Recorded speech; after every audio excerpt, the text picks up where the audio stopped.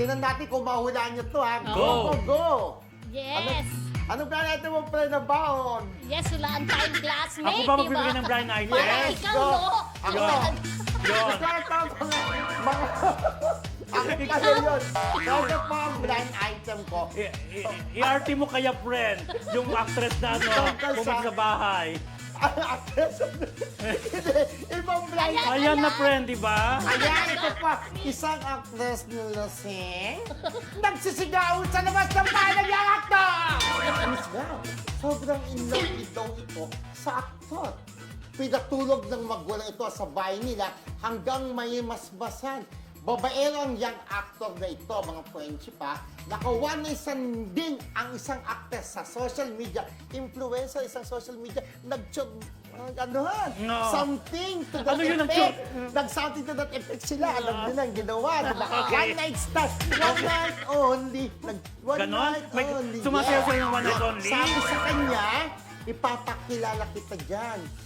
Sagot, tapos na ako dyan, sabi. Ibig sabihin, yung ipapakilala, nag-one night stand only din sila, di ba? Oo. Ibig Nag-concert sabihin- sila? Oo, ibig Nakantahan? sabihin, itong babae na ito talagang makyon, di effect. Tapos na pala, no? Tapos na pala, parang kilala ko yun eh. Kilala mo. Kilala ko siya dahil yung Oh, ikaw talaga, baka manager Careful. Careful, yung ah. manager ng young actor ay parang close sa atin.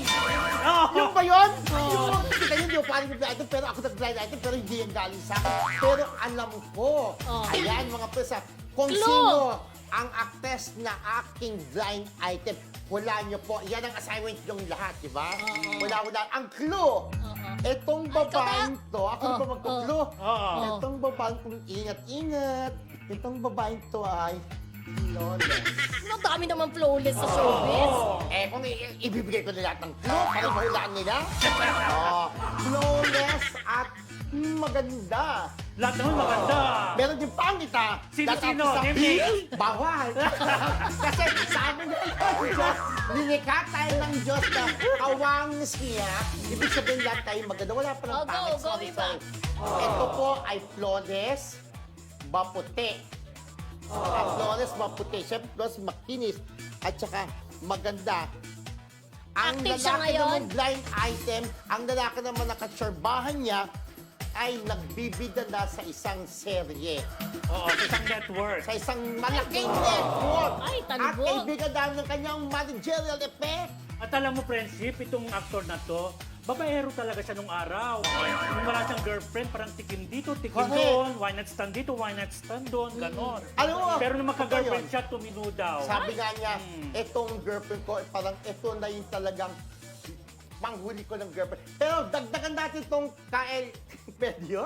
Go na. Kaelyahan ng itong young actor. Alam mo ba, nung nasa probinsya din itong young actor na to, tumikim siya ng isang dalawang foreigner. Babae? Siyempre babae. Himalay mo, lalaki.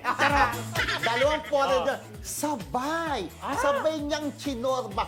At itong dalawang foreigner nito ay magkaibigan. Ay, talaga? Magkaibigan, dalawang May foreigner. orgy friendship? Ayun, ang tawag dyan ng orgy. Habang isa yung isa naman O, ikaw muna i-monster. Basta Talaga. Careful, ah. Nag-orgy po.